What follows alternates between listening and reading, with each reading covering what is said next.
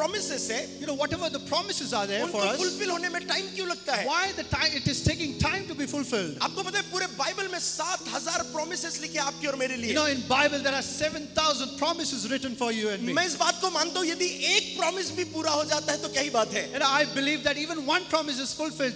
What is the good thing here? तो ये Bible में लिखे हुए promises हमारे जीवन में पूरे क्यों नहीं हो So रहे? why these promises are not been fulfilled in our life? Already प्रभु यीशु मसीह ने कहा कि पूरा हुआ, अर्थात उसने फुल्ली पेड कर दिया है सब कुछ. Already Jesus Christ has told that it is done.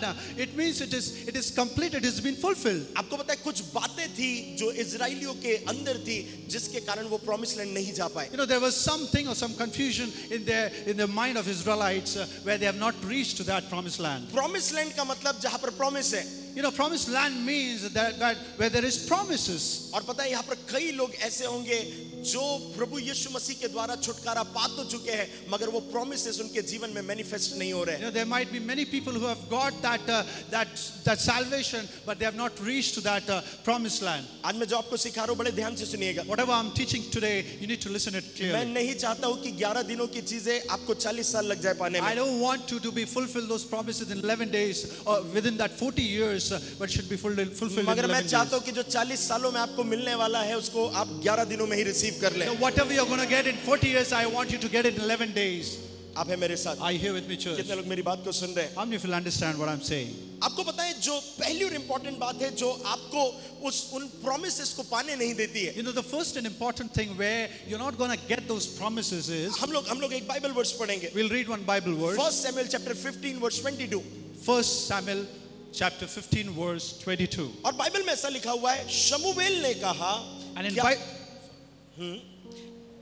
क्या यहोवा होम बलि और मेल बलि से उतना प्रसन्न होता है जितना कि अपनी आज्ञा के माने जाने से प्रसन्न होता है? सुन, मानना तो बलि चढ़ाने से. और बाकी आगे वर्ष लिखा हुआ है. So जब हम पहली बात समझेंगे, So we will understand for first thing, पहली बात का मतलब यह है कि परमेश्वर जो है आपकी आज्ञाकारिता से प्रसन्न होता you है. know, the first thing is where God has been praised by your obedience. कई लोगों को लगता है कि जो हम सैक्रिफाइस करते हैं प्रभु उससे प्रसन्न होता है. You know, many people think that whatever we sacrifice, God gets happy by this. मगर बाइबल के अनुसार आपके सैक्रिफाइस से ज्यादा आपकी आज्ञाकारिता से प्रभु प्रसन्न होता है. But in Bible it is written that the more you sacrifice, the more than the thing what you obey, it is more important than the sacrifices what सब you लोग do. मेरी तरफ ध्यान से सुने. Please try to listen to me. पता है कई लोग सोचते होंगे मैं चर्च आता हूँ सैक्रिफिशियली, You know, many people think that when I come to the church, I come sacrificially. मैं ऑफरिंग देता हूँ सैक्रिफिशियली, I give offerings sacrificially. मैं टाइप देता हूँ सैक्रिफिशियली. I give tithe sacrificially. तो आपको लगता है कि जब मैं ये सारी चीजें कर रहा हूँ प्रभु ने मेरी हर एक बातों को मानना चाहिए. So if I'm doing all these things, God should obey my all things. ये शायद एक प्रकार के सैक्रिफाइस है, And this might be a kind of sacrifices. मगर उससे भी कई ज्यादा इंपॉर्टेंट है जहां पर आप परमेश्वर के वचनों पर चल रहे हैं कि नहीं, उसकी आज्ञाओं का पालन कर रहे हैं कि But the नहीं. more important thing here it is where you are living your life according to the word of God. अगर मैं किसी से कहूं कि मैं तो टाइप दे रहा हूं, मैं तो ऑफरिंग दे रहा हूं, प्रभु को मेरी बात सुनना पड़ेगी. If I say to someone that if I'm giving tithe and offering, God has to listen my word. मगर सेम टाइम पर जो बाइबल में लिखा हुआ है कि अपने चरित्र को अच्छा रखना, लोगों के साथ अच्छे बिहेव करना, चुगली नहीं करना, पाप नहीं करना, ये सारी चीजों में अगर मैं लिप्त हूं तो मैं कितनी भी ऑफरिंग सैक्रिफिशियली दूं उसका कोई मतलब नहीं But रहेगा. in Bible it is written, if you're not walking or living your life according to the word of God, it means there is no use of doing these kind of things in the church. आपको पता है जब Naaman जो है वो Elisha के पास गया, You know, Naaman जब एलिशा के पास गया, the Naaman who went to Elijah, जब वो एलिशा के पास गया तो बाइबल कहती है वो बहुत सारी भेंटों को लेकर गया. you know, when he came to Elijah, he came with lots of offerings. सब लोग मेरी तरफ ध्यान से सुने, Try to listen to me. सब लोग इधर देखिए. Try to look at me. जब नामान एलिशा के पास गया, When Naaman went to Elijah, वो अपनी भेंटों को लेकर गया. he went with an offering. ये भेंटें जो थी वो सैक्रिफिशियल ऑफरिंग जैसे Now, होगी मान these लेते हैं. offerings can be a sacrificial offering to him. मगर एलिशा उस भेंटों से प्रसन्न नहीं हुआ. But Elijah was not impressed by all those offerings. Elisha जो है वो राजा के वो पत्र से प्रसन्न नहीं हुआ. Elijah was not impressed by king's offerings. मगर एलिशा क्या कहता है पता है? एलिशा कहता है कि जाकर यरदन नदी में डुबकी मार. You know, then Elijah said, you go and take a bath in the Jordan River. Hallelujah. Hallelujah. Sorry. आपने लाकर ही मानोगे. ठीक है, हालेलुया। Hallelujah. आप सुन रहे हैं मेरी बात? सो आपको यहाँ पर दो चीजें हो रही है।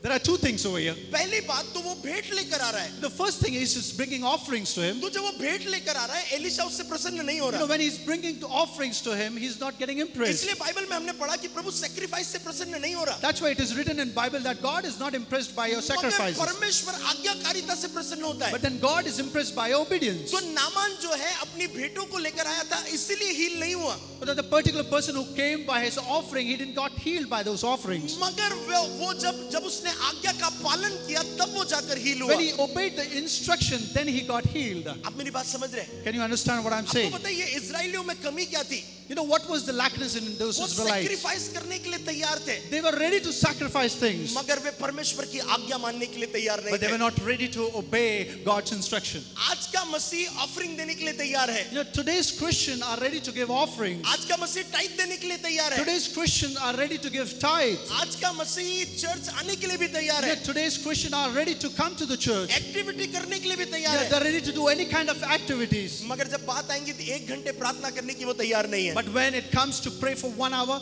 they're not ready. जब परमेश्वर प्रार्थना में उसे कोई इंस्ट्रक्शन दे रहा है, उसे ओबे करने के लिए तैयार नहीं You है। know, when God give any kind of instruction during that prayer, they're not ready to obey that. आप मेरी बात समझ रहे हैं? Do you understand what I'm saying? जितना मैंने परमेश्वर को जाना, You know, the more what I've known God, जब भी वो छोटा सा इंस्ट्रक्शन देता you है know, whenever He gave any kind of small और instruction, यदि आपने उसका पालन किया, if you have obeyed it, परमेश्वर आपसे और बात करने you know, लगता है। then God will talk to you. यदि आपने उसका पालन किया, You know, then you have obeyed it. परमेश्वर आपसे और बात करने लगता Then है। God will talk to you more. आपको पता है परमेश्वर कभी भी बड़ी धीमी आवाज में बात करता है। You know, God always talks in a quiet way. मैं जब कल वहां पर कॉन्फ्रेंस में था तो मैं कह रहा था कि कई लोगों को लगता है कि यीशु मसीह आकर लाउडली कहेगा Thomas. You know, the last conference when I was talking to people, I was telling when God comes, He will never talk to you in a loud way, Thomas. और परमेश्वर आकर कान में आकर बोलेगा थॉमस ये मत करना। And He will come to near your ears and He will say, Thomas, you should not do this. आपको पता है जब परमेश्वर बात करता You know, है when God talks, वो बहुत साधारण तरीके से बहुत धीमी आवाज में you बात know, He करेगा। always talks quietly and silently. और यदि उस धीमी आवाज को सुनकर यदि आप ओबे करने लगते You हैं, know, if you listen to those silent voice and then you obey, आप परमेश्वर के ब्रेक थ्रू को देखना प्रारंभ करते हैं। you will start seeing the breakthrough of Lord. कई लोगों को लगता है प्रभु पूरा सेंटेंस बोलकर बात करे, You know, many people will think that God will talk